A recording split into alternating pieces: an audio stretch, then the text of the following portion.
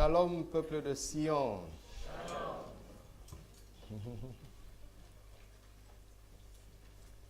Sion, le berceau divin de l'humanité éternelle.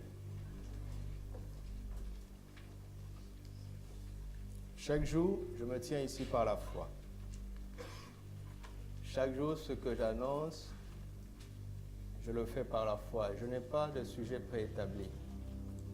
J'ai des sujets que j'aimerais aborder, certainement, c'est sûr. Mais je ne suis qu'un porte-parole. Un ambassadeur n'a pas d'opinion. Il dit ce que son chef lui dit.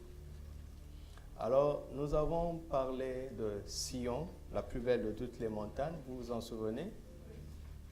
Et hier, nous avons parlé de quoi? Les deux montagnes les plus importantes, qui sont Sinaï et Sion. Et ce soir, nous parlons de Sion, le berceau divin de l'humanité éternelle. Nous trouvons ça dans le psaume 87. Sion, le berceau divin de l'humanité éternelle, c'est ce qu'il m'a instruit et qu'il m'a dit de nous dire. Vous avez déjà entendu cette expression où on parle du berceau de l'humanité? C'est où, d'après eux? C'est où? En Afrique, d'après les paléontologues. N'ayez pas peur, n'ayez pas peur. Les paléontologues, ce sont des hommes qui étudient les fossiles, si vous voulez, les restes des os, des squelettes, des êtres vivants. Pas seulement des hommes, hein. Et parfois, ils perdent leur temps à étudier les squelettes des poissons, le reste. Alors que le poisson qui passe sur ta table, mon Dieu, tu le bouffes même jusqu'avec toutes les arêtes. Si tout le monde était comme ces personnes-là, les paléontologues n'auront plus de travail. Parce que quand on met un poisson sur ta table, il n'y a plus de fossiles. Plus rien à étudier. Et ils ont, certains, une équipe de paléontologues, de chercheurs français et américains, ont découvert un squelette dans la région de l'Éthiopie qui semble avoir daté de 3,5 millions d'années. Et donc, c'est d'après eux, l'humain le plus ancien qui ait existé. Ils lui ont même donné un nom, Lucie.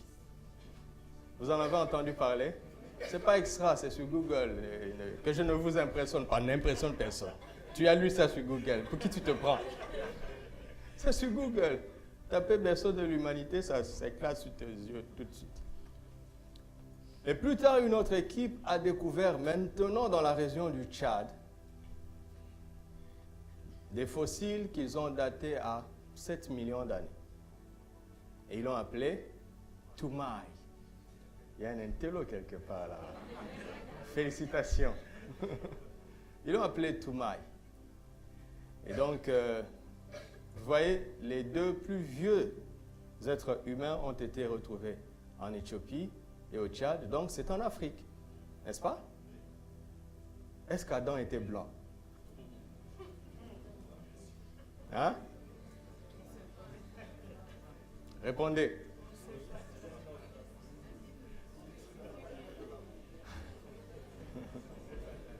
Alors, on est juste en train d'entrer en contact. Parce que, je sais ce que vous pensez, l'Afrique est tellement ce qu'elle est qu'Adam n'aurait pas pu être noir. Parce que cette peau a été changée à cause de la malédiction, soi-disant. Non, non, non. Sinon, le jour où j'étais né de nouveau, je serais devenu... S'il m'a laissé avec cette peau, c'est que ça ne pose aucun problème. Touche ta peau, dis-lui, tu ne me poses aucun problème. Je suis fier d'être comme ça. Alléluia. La Bible enseigne que la terre a 6000 ans. Donc, il n'est pas possible qu'il existe un humain qui soit daté d'au moins 6000 ans. Mais attention, selon la Bible, le plus vieil homme aurait 6000 ans. Mais ça ne veut pas dire que la terre date de 6000 ans. Parce que quand tu lis la Bible, tu te rends compte que Dieu créa les cieux et la terre.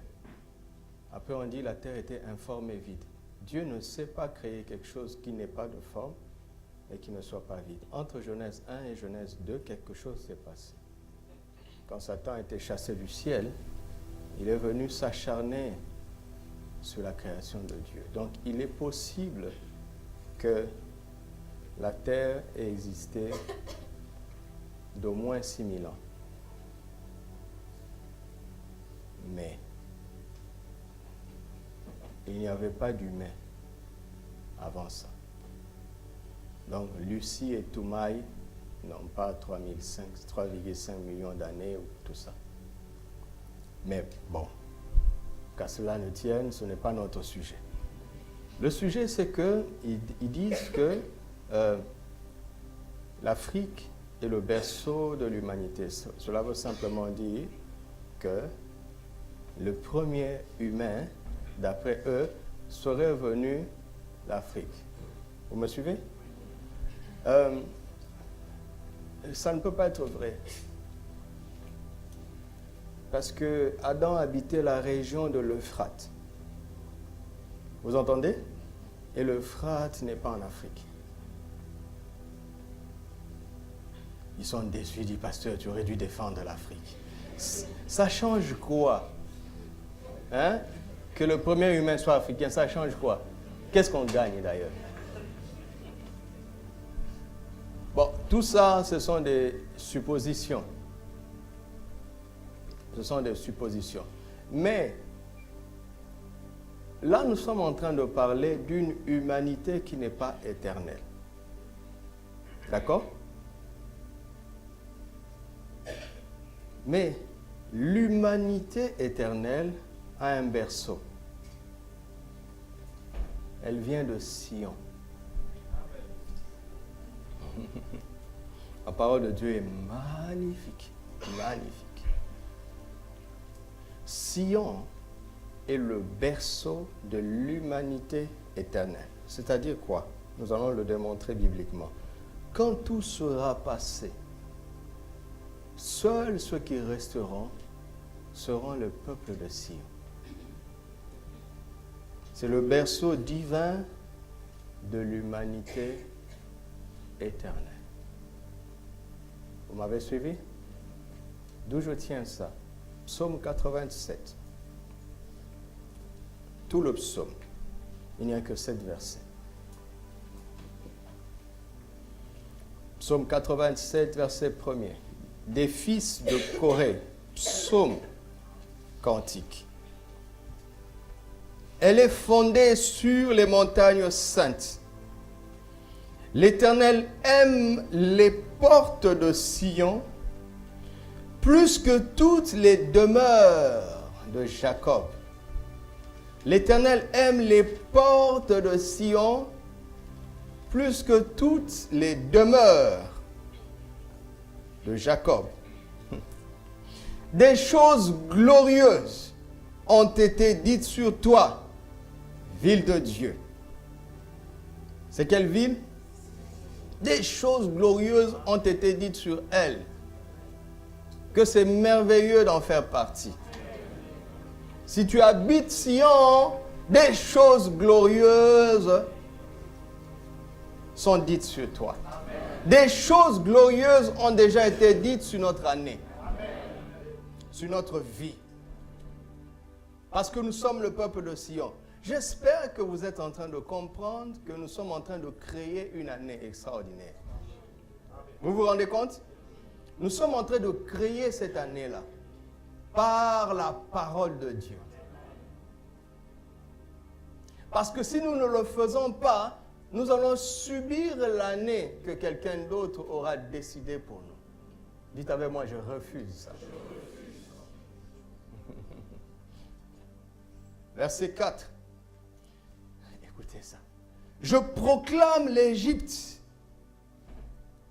et Babylone parmi ceux qui me connaissent. Avant le verset 4, il y a un mot, c'est quoi? Pause. Pause. Vous voyez là, les fils de Corée sont inspirés. Au verset 1 et 2, c'est eux qui parlent. Par révélation, ils réalisent qu'elle est fondée sur les montagnes saintes. L'Éternel aime les portes de Sion plus que toutes les demeures de Jacob. Des choses glorieuses ont été dites sur toi, ville de Dieu. Pause. Et le psaume change d'intensité. Dieu maintenant parle. Il dit, je proclame l'Égypte et Babylone parmi ceux qui me connaissent. Ah bon? Pas seulement Israël. Voici le pays des Philistins, Tyr, avec l'Éthiopie. C'est dans Sion.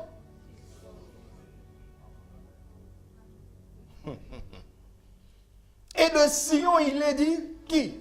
Tous y sont nés. Et c'est le Très-Haut qui l'a fermé. Écoutez, écoutez la suite. L'Éternel compte en inscrivant les peuples. C'est là qu'ils sont nés. Il a tenu le compte et il voit qu'à Sion, aucun peuple ne fait exception. Alléluia. Les Chinois sont là-bas. Les Hindous sont là-bas. Les Afghans sont là-bas. Les Pakistanais sont là-bas. Les Indiens sont là-bas. Les Arabes sont là-bas. Les Touas sont là-bas. Les Touas sont là-bas. Les ton ancêtre sont là-bas. Les ton papa sont là-bas. La lignée de ta maman est là-bas. Alléluia! Dieu a compté en inscrivant. Aucun peuple ne fait exception. Et à la fin du compte, il trace. Mention, tous ils sont nés. À Sion, tu trouveras tous les peuples. Et le privilège, c'est que Dieu attend que toi et moi les inscrivions avec lui. S'il y a un peuple qui n'en fait pas encore partie, c'est à toi et à moi de les y introduire.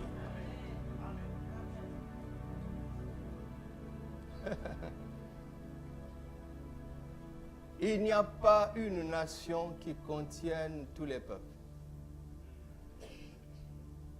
sauf à Sion. À Sion, on n'expulse pas les gens. Le visa est gratuit. Jésus a payé tous les frais. Écoute-moi. Si, bon, il lui reste encore quelques heures, donc profitons-en. Si Barack Obama t'envoie une lettre d'invitation pour aller aux États-Unis, est-ce que l'ambassade va te demander encore ton compte en banque, ton relevé? Tout est tralala là. Est-ce qu'ils vont demander?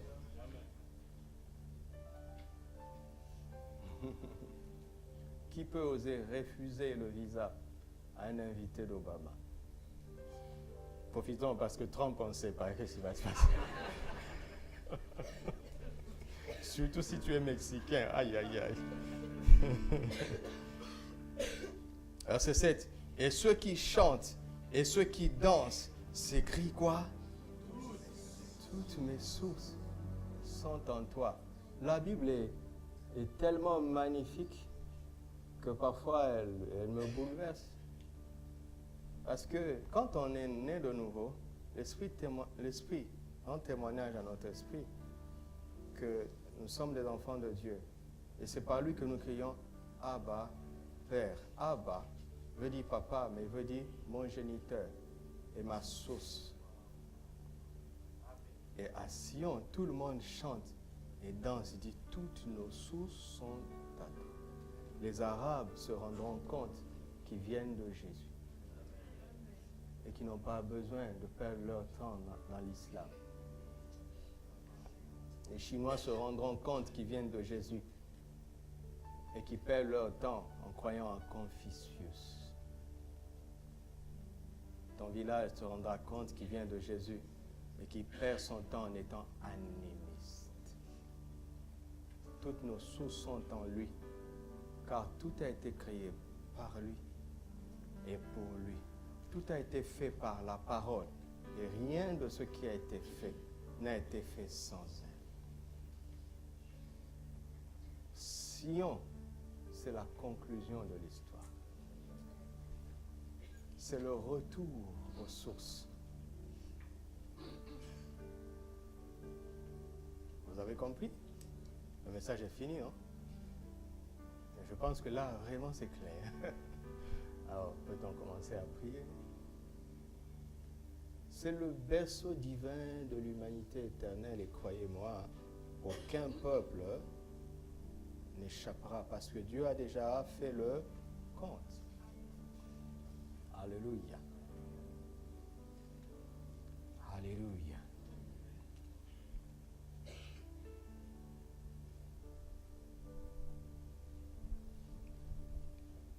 Revenons dans notre texte de base, Hébreux chapitre 12. Gardons nos Bibles ouvertes dans Hébreux chapitre 12.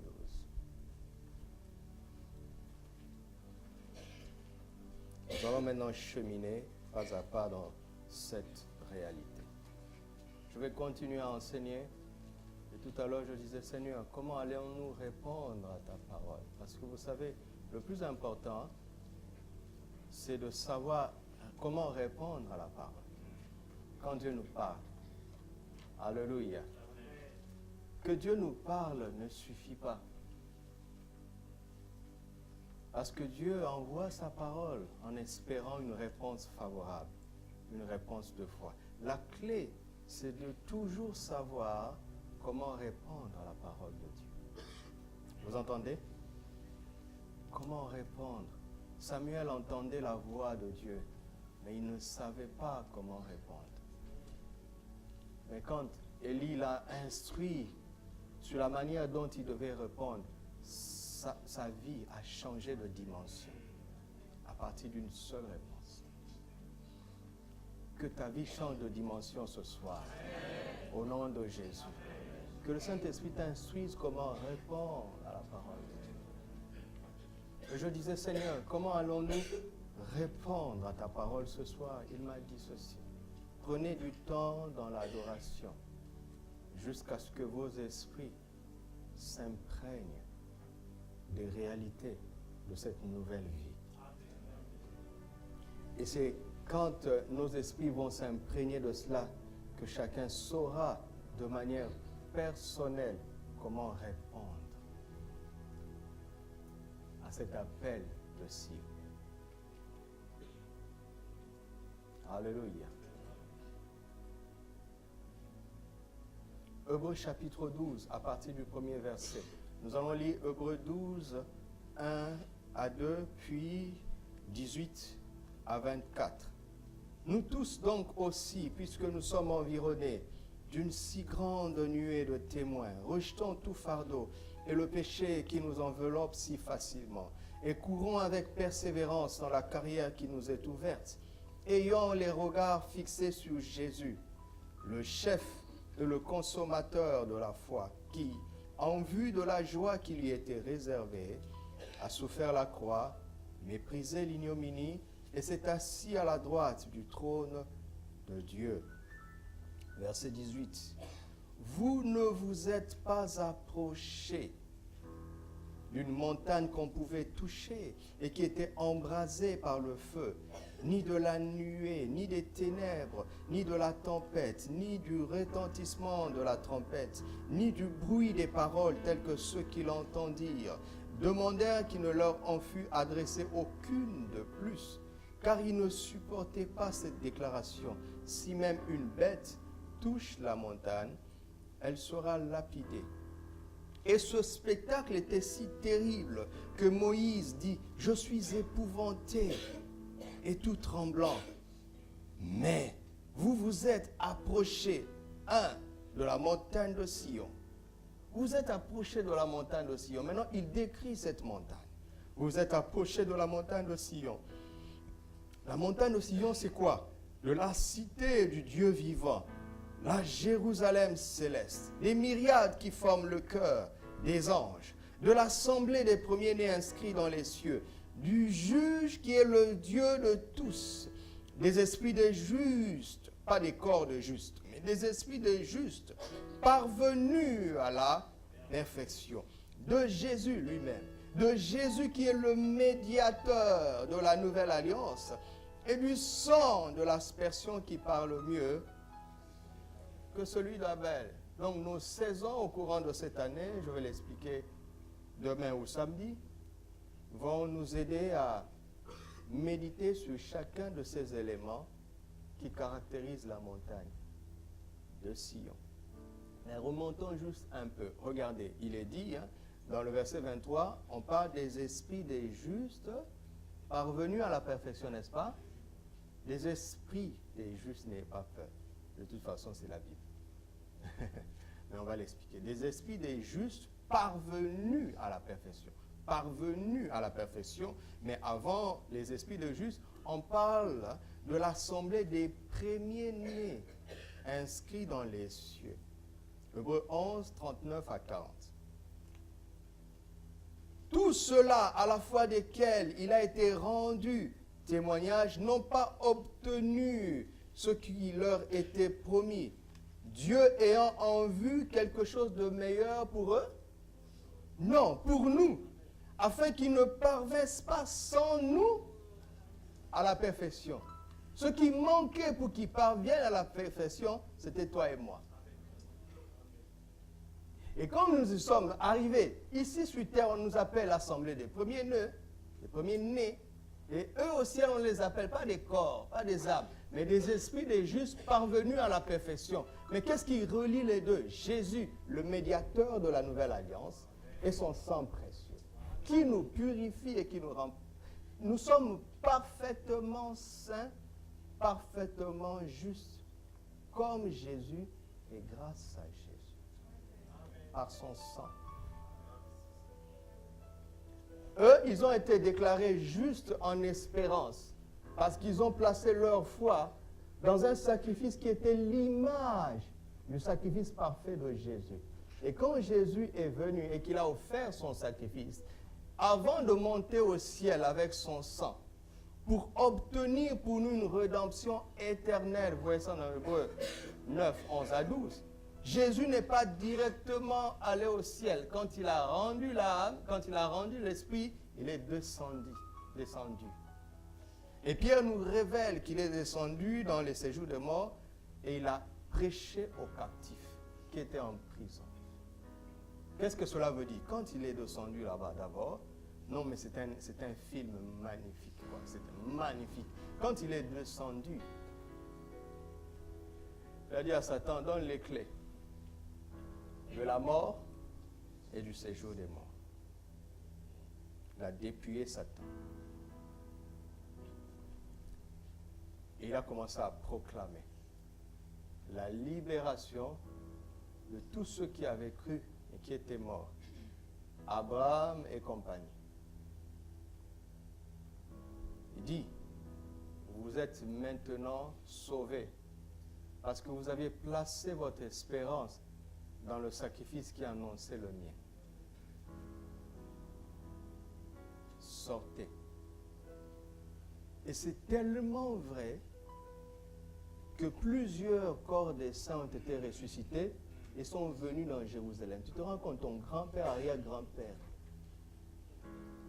on ne les a pas enterrés de nouveau, ils ont disparu. Ne me demande pas qu'est-ce qui s'est passé, je le sais.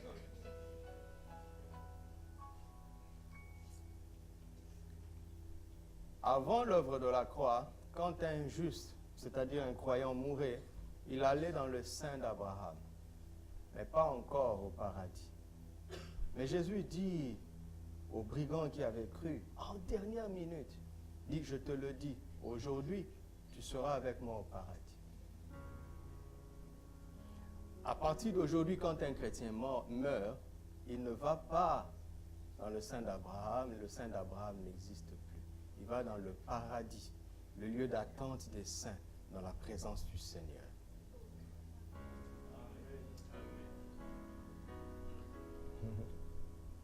Ça, c'est juste un avant-goût des choses que nous allons étudier, sur lesquelles nous allons méditer profondément. Les mercredis, les dimanches et chaque jour à travers les torrents de vie.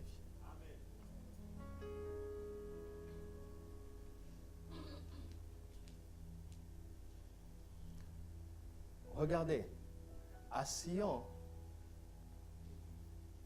on est en présence de allez-y, Hébreux chapitre 12. Il faut qu'on continue d'enseigner pour que les choses soient claires à notre esprit, n'est-ce pas? Alors, si on commence par le verset 22, voilà. Mais vous vous êtes approchés de la montagne de Sion. Regardez comment on décrit Sion. On dit que c'est la cité de qui? On ne dit pas que c'est la cité de Dieu. Mais c'est la cité du Dieu vivant. À Sion, on réalise que notre Dieu est le Dieu vivant. Il n'est pas le Dieu des morts. Jésus l'a dit dans Matthieu 22, à partir du verset 29 jusqu'à 32. Il dit, mais pourquoi Dieu s'appelle-t-il le Dieu d'Abraham, d'Isaac et de Jacob alors qu'ils sont morts? Dieu n'est pas le Dieu des morts, il est le Dieu des vivants. Jésus est en train d'affirmer qu'Abraham, Isaac et Jacob sont vivants. Et à Sion, Abraham, Isaac se trouvent là-bas. Est-ce que je me trompe? Est-ce que vous êtes d'accord? Est-ce que vous êtes d'accord? Maintenant, voici ce qui est dangereux, salutairement dangereux. C'est que quand tu t'approches de la montagne de Sion, tu t'approches, tu es dans la cité du Dieu vivant, et tu es aussi en présence des esprits de justes parvenus à la perfection. Parce qu'ils ne sont pas morts. C'est comme ça que la vie d'Abraham te parle de manière forte. Parce que dans cette nuée de témoins, d'accord, si tu es trahi par tes frères et que tu es en train de gémir dans la présence du Seigneur, Seigneur, mes propres frères m'ont trahi à ce point. Et quand tu t'approches de la montagne de Sion, Dieu ordonne à la vie de Joseph de te parler. Et tu trouves une consolation et une réponse, non pas en voyant Joseph, attention, mais dans l'histoire de sa vie à travers les Écritures, qui te parlent parce qu'ils sont vivants, bien qu'étant morts.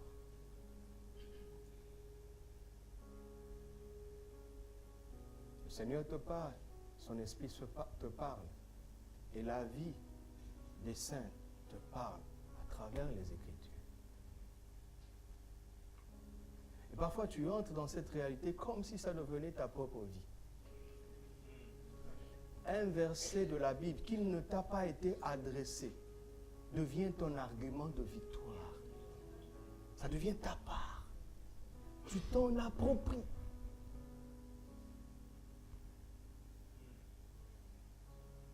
C'est là où la vie chrétienne devient dynamique, réelle. Alléluia. En fait, je suis en train de fixer mes regards d'abord sur les descriptions de Dieu. Donc, il est le Dieu vivant, n'est-ce pas? N'est-ce pas? Ça, c'est la première description de Dieu. Il est le Dieu vivant. De la cité de la Jérusalem céleste, des myriades qui forment le cœur des anges. Bon, je vais faire tout en même temps. De la Jérusalem céleste. Jérusalem veut dire la ville de paix, n'est-ce pas? Céleste. C'est-à-dire que quand tu t'approches de la montagne de Sion, tu réalises que tu as fait la paix avec Dieu. Tu as été réconcilié avec Dieu. 2 Corinthiens 5, à partir du verset 17. Si quelqu'un est en Christ, il est une nouvelle création. Les choses anciennes sont passées. Voici, toutes choses sont devenues nouvelles. Et cela vient de Dieu. Alléluia. Qui nous a donné le ministère de la réconciliation. Et il dit, Dieu était en Christ, réconciliant les hommes avec Dieu. Mais Dieu continue de réconcilier les hommes avec lui à travers qui? Toi et moi. Parce que nous avons le ministère de Christ, le ministère de la réconciliation. Tu ne peux pas être un habitant qui est conscient de la montagne de Sion et ne pas témoigner de l'évangile aux autres. Tu ne peux pas. Vous m'entendez? La cité du Dieu vivant, la première dimension est utile. Parce que les victoires que Dieu a accordées aux hommes et des femmes qui étaient de la même nature que nous parlent. Et là, la Bible est utile pour nous parce qu'il nous donne la foi pour vivre, selon qu'il est écrit, mon juste vivra par la foi. Mais la Jérusalem céleste, c'est une dimension où tu utilises ta foi pour réconcilier les hommes avec Dieu. Tu deviens un témoin de Jésus, un évangéliste de Jésus. Il n'y a pas beaucoup d'amen, vous voyez? Et ensuite, il dit quoi? Des quoi? Des myriades qui forment le cœur de qui? Le cœur de qui? Des myriades qui forment le cœur de qui?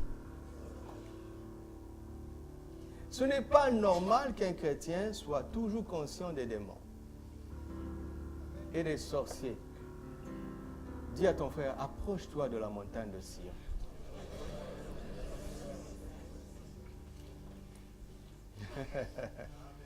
À la montagne de Sion, il n'y a aucun démon.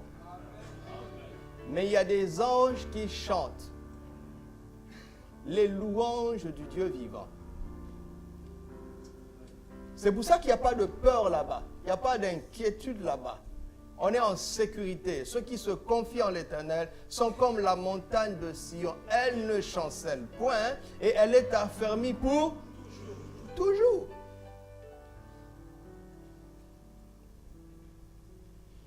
Et il continue en disant, de l'assemblée des premiers-nés inscrits dans les cieux. Jésus a dit, ne vous réjouissez pas de ce que les démons vous soient soumis, mais réjouissez-vous plutôt de ce que vos noms soient inscrits dans les cieux. Vous voyez la corrélation? Vous voyez, on aurait pu placer ça ailleurs, mais le Saint-Esprit sait pourquoi il parle comme ça. Parce que déjà la prise de conscience des myriades d'anges qui sont en louange dans les chants pour la gloire de Dieu, cette prise de conscience édifie ta foi. Mais qu'est-ce qui réjouit les anges au ciel? Deux raisons. La gloire de Jésus et un pécheur qui se répand sur terre. Le cœur des anges est alimenté de deux raisons. Leurs chants sont inspirés par deux motifs. La gloire de Jésus et quand quelqu'un est inscrit dans les cieux. Vous comprenez ça? Quand nous lançons l'appel et que quelqu'un reçoit Jésus, vous n'avez pas l'idée de la fête qui commence au ciel.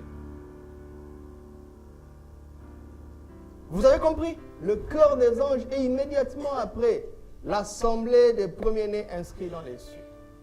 Ils chantent pour ça. Jésus nous l'a dit. Vous connaissez le passage, n'est-ce pas? Vous ne connaissez pas, hein? Est-ce que je peux continuer? Ensuite, on dit du juge qui est le Dieu de tous. Est-ce qu'on parle de quelqu'un d'autre? De qui parle-t-on ici? Le juge qui est le Dieu de tous, c'est qui?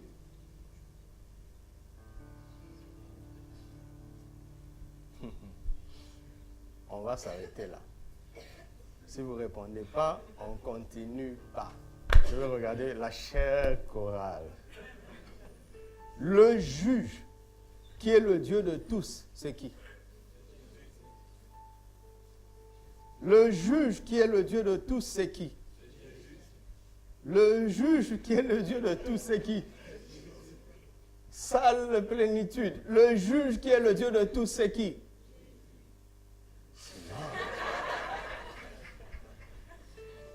C'est qui?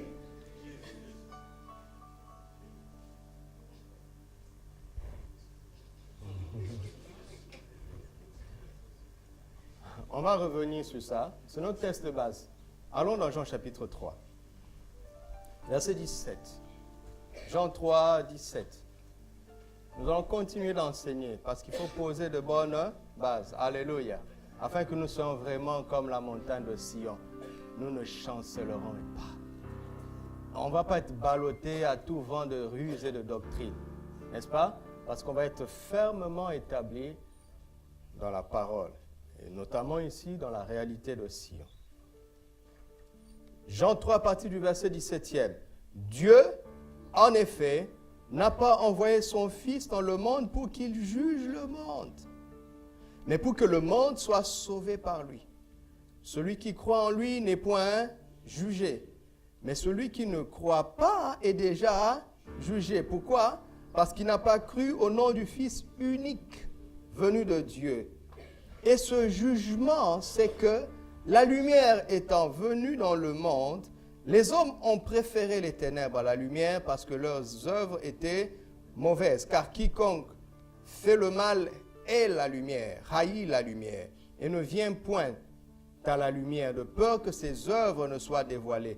Mais celui qui agit selon la vérité vient à la lumière afin que ses œuvres soient manifestées parce qu'elles sont faites en Dieu. Jésus est en train de dire qu'il n'a pas été envoyé pour juger le monde, mais pour sauver le monde. Et que notre juge, c'est notre réaction à sa parole. Si nous croyons, nous sommes sauvés, donc on ne vient pas au jugement. Mais si nous ne croyons pas, nous sommes jugés et condamnés parce que nous savons ce qui est écrit, mais nous avons refusé de croire. Parce que nous ne voulons pas venir à la lumière, parce que nous préférons nos œuvres ténébreuses, dont nous sommes conscients. Vous me suivez? Maintenant, chapitre 5, verset 22. Chapitre 5, verset 22.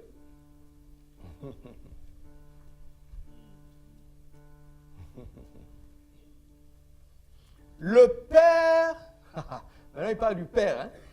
Le Père ne juge personne, mais il a remis tout jugement à qui? C'est qui le juge? Ah, ah.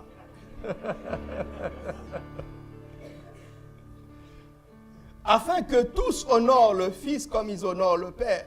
Celui qui n'honore pas le Fils n'honore pas le Père qui l'a envoyé. En vérité, je vous le dis, celui qui écoute ma parole et qui croit à celui qui m'a envoyé a la vie éternelle et ne vient point en jugement, mais il est passé de la mort à la vie.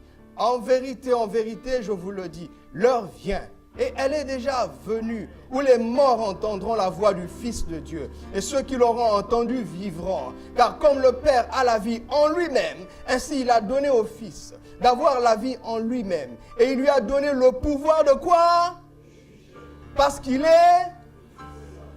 Ne vous étonnez pas de cela, car l'heure vient où tous ceux qui sont dans les sépulcres entendront sa voix et en sortiront. Ceux qui auront fait le bien ressusciteront pour la vie, et ceux qui auront fait le mal ressusciteront pour le jugement, quand ils auront entendu la voix du Fils. Le juge, qui est le Dieu de tous, c'est qui? Le Dieu vivant, c'est qui? Quand vous approchez de la montagne de Sion, Dieu veut que nous sachions premièrement qu'il est vivant. Il veut aussi que nous sachions qu'il est le juge de tous. Personne n'échappera à son jugement. Tôt ou tard, tout le monde se tiendra devant lui pour rendre des comptes. Personne n'y échappera. Donc on revient dans notre texte, Hébreux 12. Alléluia. On revient dans notre texte, Hébreux 12. Alors, on s'était arrêté à quel verset? C'était le verset 23e, n'est-ce pas? De l'assemblée des premiers-nés inscrits dans les cieux du juge qui est le Dieu de tous. Et c'est qui? Et c'est qui? Et les esprits des justes parvenus à la perfection, c'est qui?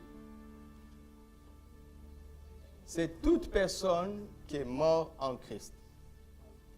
Parce que le Fils a le pouvoir en lui-même de donner la vie. Il dit, le jour vient où les morts entendront sa voix et ils ressusciteront, soit pour la vie, ou pour le jugement. À la montagne de Sion, il n'y a pas ceux qui iront en enfer. Ils ne sont pas l'humanité éternelle.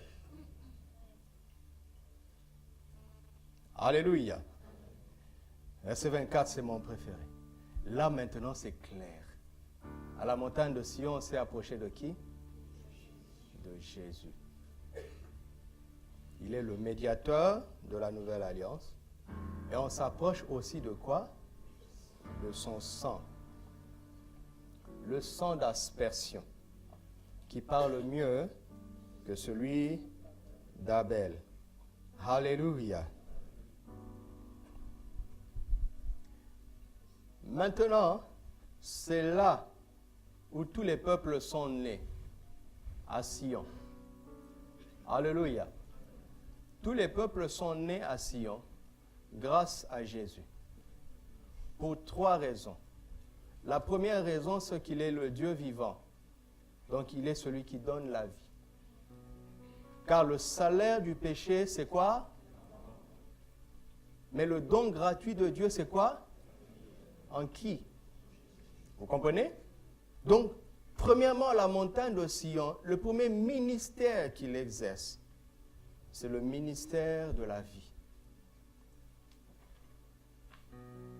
Deuxièmement, à la montagne de Sion, vous voyez, regardez-moi s'il vous plaît. Nous sommes dans Hébreux 12, n'est-ce pas? Hébreux 12 plante les 2 corps. Il nous dit, gardons nos yeux sur... Vous entendez? Donc tout ce qui suit est la conséquence du tout premier conseil. Il dit à la montagne de Sion, écoutez-moi, il y a des anges, mais que ça ne soit pas votre but. Un jour, quelqu'un verra un ange, mais que ça ne soit pas ton but. Il dit à la montagne de Sion, il y a une assemblée de premiers-nés, c'est-à-dire des frères. C'est la communion fraternelle. Vous voyez, psaume 133. Oh, qu'il est beau, il est doux, agréable pour les frères de demeurer unis ensemble. C'est comme, blablabla. Bla, bla, bla. C'est comme la rosée de l'Hermon qui, répandue sur la tête, c'est comme l'huile précieuse qui, répandue sur la tête, descend sur la barbe d'Aaron. Vous vous en souvenez? Vous savez de quoi il s'agit maintenant? C'est comme la rosée de l'Hermon qui descend de quoi? De la montagne de Sion. Car c'est là où?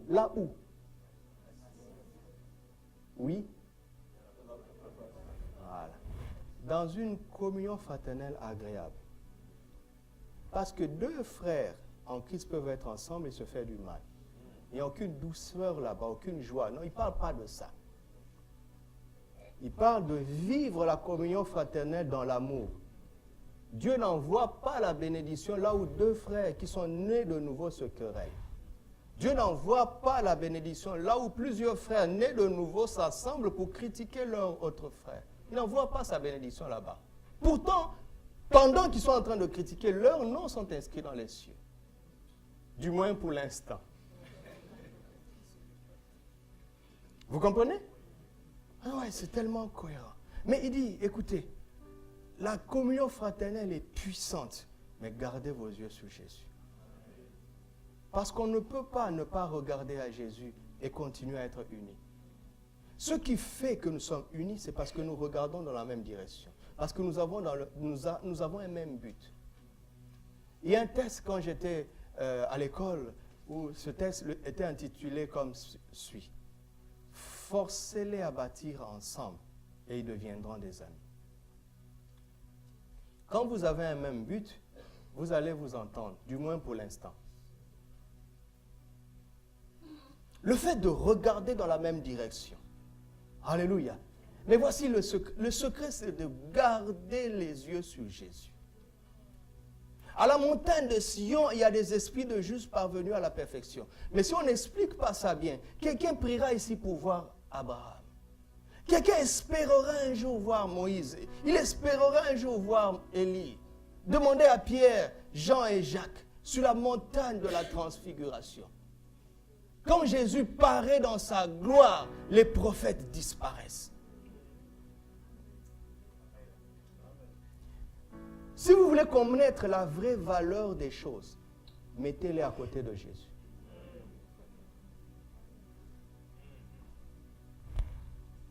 Vous allez voir que l'or pâlit en sa présence. Les pierres précieuses pâlissent en sa présence. Ton épouse pâlit en présence de Jésus. Ton époux pâlit en présence de Jésus. Tes enfants, tes parents pâlissent en présence de Jésus. C'est pour cela qu'il a osé dire, si quelqu'un veut me suivre, il faut qu'il haïsse tout ce monde-là. Il est en train de dire que ce n'est pas possible de mettre quelqu'un, ne fût-ce que comme moi, même pas au-dessus, et de pouvoir me suivre. Ce n'est pas me connaître. Vous comprenez? À la montagne de Sion, on a décliné plusieurs éléments. Mais Jésus revient à 3 reprises. En tant que le Dieu vivant, en tant que le Dieu, le juge de tous, et en tant que Jésus lui-même. Et en plus, on parle de son sang. 4 sur 7. 4 sur 7 pour lui-même. Mais il y a une place pour nous aussi. Parce qu'il est bon, il est doux et humble de cœur. Il veut partager sa gloire avec nous. Est-ce que vous saisissez ça? C'est pour ça que notre première saison de l'année, ce sera la saison de Jésus-Christ, le Seigneur de gloire. Parce que quand vous commencez par Jésus, vous n'avez pas commencé. Quand vous avez tout fait sans faire avec lui, vous n'avez rien fait. Car s'il ne bâtit la maison, ceux qui bâtissent travaillent en vain. S'il ne garde pas la ville, ceux qui veillent en vain. Je discutais avec les frères hier à table à la maison. Comment je suis passionné de Jésus. Vous savez, je vous défie, il n'y a aucun sujet de Genèse à Malachie et de Actes des Apôtres à Apocalypse dont Jésus n'est pas parlé dans les 4 évangiles. C'est avec peu de mots, il a tout dit, il a tout résumé. Et dans une simplicité qui nous échappe. Regardez, je vous ai parlé tout à l'heure comment Pierre est en train de nous dire que quand Jésus est mort, il est descendu dans les séjours des morts et il a prêché aux captifs. Mais c'est tellement difficile à comprendre. Mais nous avons lu Jean 5. Jésus dit, l'heure vient où les morts entendront la voix du Fils de l'homme et ressusciteront. Certains pour la vie, d'autres pour le jugement. Jésus l'avait déjà dit. Ouais. Paul nous a révélé la puissance de notre communion avec Christ. Il dit, celui qui est en Christ est une nouvelle création. En lui, nous avons été bénis de toutes sortes de bénédictions dans les lieux célestes. Il dit, nous avons tout pleinement en lui. Il dit, j'ai été crucifié avec Christ. Quand tu lis Galates 2, tu dis, mais Paul avait une révélation extraordinaire. Il a compris que, comme Christ était mort à la croix, il était crucifié avec lui. Et parfois, les prédicateurs ont tellement été impressionnés par le message de Paul qu'ils ont commencé à l'idéaliser. Jésus avait dit ça dans Jean 15. Je suis le seul, vous êtes le sarme. Rien de ce que Paul n'a dit n'échappe à Jean 15. En 3 phrases. En 3 phrases, Jésus a dit tout le message de Paul dans toutes les épîtres. Regarde, toutes les dénominations sont nées à cause de quoi? Les doctrines viennent de quoi? Des lettres inspirées de Paul.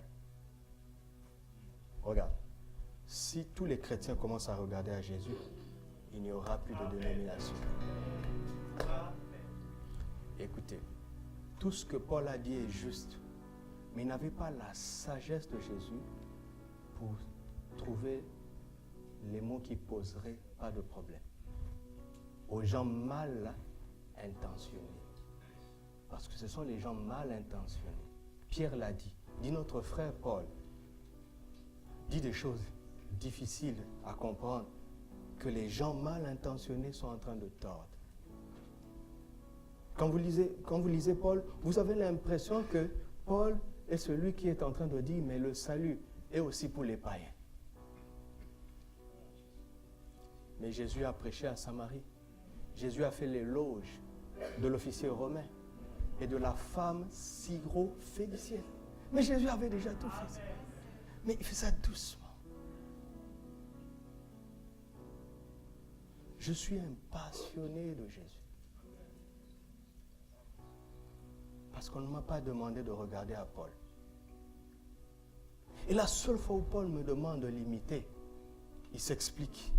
Il dit parce que j'imite Jésus. Si je n'imitais pas Jésus, ne m'imitez pas. N'imitez pas quelqu'un qui n'imite pas Jésus. La perfection, c'est en Christ.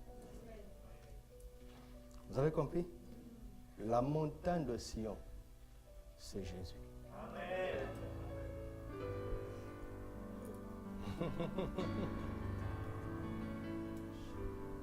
Alléluia, alléluia, alléluia, alléluia. Est-ce qu'on peut adorer Jésus? Alléluia, alléluia, alléluia.